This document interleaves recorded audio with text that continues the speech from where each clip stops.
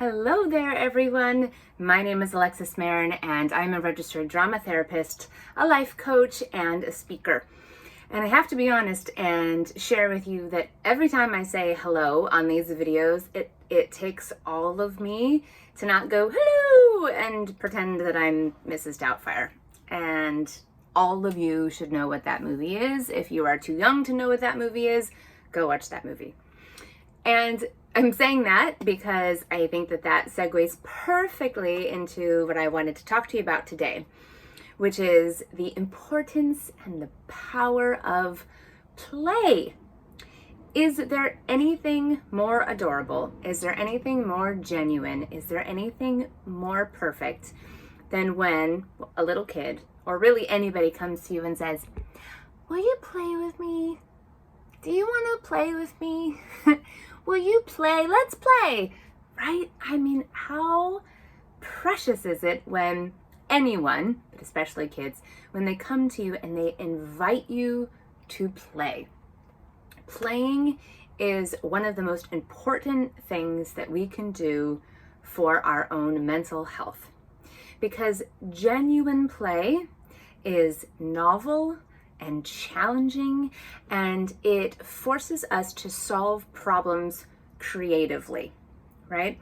So think about all the times you were a little kid and you were playing house, and you were working with the other person to figure out a problem, or I'm the man, I'm the wife, I'm the partner, I'm the this thing, and we need to clean the dishes, and whose job and responsibility is it? And every time you played house, it was going to be a little bit different. It's novel.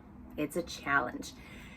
Board games, same thing, right? Maybe you grew up playing board games, and maybe you played Monopoly 1,000 times in a row, but every game was a little bit different. Every game presented a new challenge that made your brain kind of Tetris it and figure out, how am I going to do this thing? And speaking of Tetris, that's another fantastic example of play. You are novelly and creatively trying to figure out a challenge, right?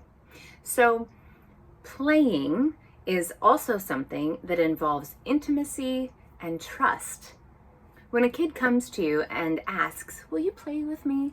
what they're saying is, "I trust you to be in imagination land with me. I trust you that we're going to engage in the rules of this game together, and that somehow that's going to lead to fun. I trust you." They're being vulnerable with you in that. And same thing goes for when adults to adults in an adult partnership, when a partner comes to the other person and says, "We need to take the time to play." And of course, that has a variety of different connotations to that, and you can take that as you will. But when a partner asks for you or another partner to slow down and to take some time to play, they are asking you to be vulnerable and intimate with them, to let down your guard, and to have a novel and challenging experience together where you can both potentially tap into your imagination and maybe learn something new about the other person. So the concept of play, or as we call it, vitamin P, is one of those vitamins that you should be taking on a regular basis. And this doesn't just necessarily mean leisure time. Leisure time can be things like reading a book, sitting in front of the TV, watching something on Netflix, but that's usually kind of a personal experience. Reading a book is a personal experience. You can watch TV next to somebody, but it's not as engaging, and you're not necessarily trying to figure anything out unless you're trying to figure out the plot of something. But when we say play, it really is things like card games, board games, doing improv games, like taking an improv class together would be amazing, because you're really always on your feet, always trying to figure out something new. There is no right answer, and it's always the power of yes and. So a couple of takeaways for you here. If you have a child in your life, any child, your child, a child, your neighbor's child, your friend's child, and they ask you to play, maybe you've played the same game with them a gazillion times and you're bored of it, but remember what that ask actually means is, come be in this place where I feel vulnerable and I trust you, and let's figure out this thing together. Even if they lead it the entire time, right? It also takes you out of your adult brain space. If a friend comes to you or a partner comes to you equally with the same ask, and maybe they don't ask it all cute, like, will you play with me? Will you play? Do you want to play with me? If they don't ask it like that, maybe they're just saying like, hey, do you want to sit down and play a game with me tonight? Can we take some time where we learn this new skill together? That is play, and that is a request for connection and intimacy. So be very careful when somebody is asking you for that you don't immediately turn them down or take that at face value, like, I don't have time for games, I'm busy. Really, really take that in. Yeah? Okay. So, will you play with me?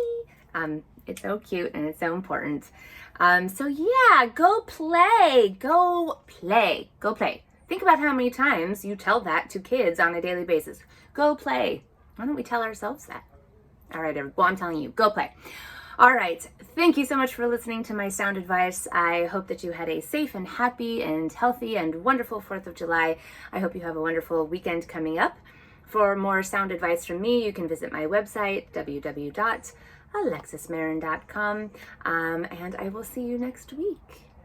Have a playful weekend. Take care. Bye-bye.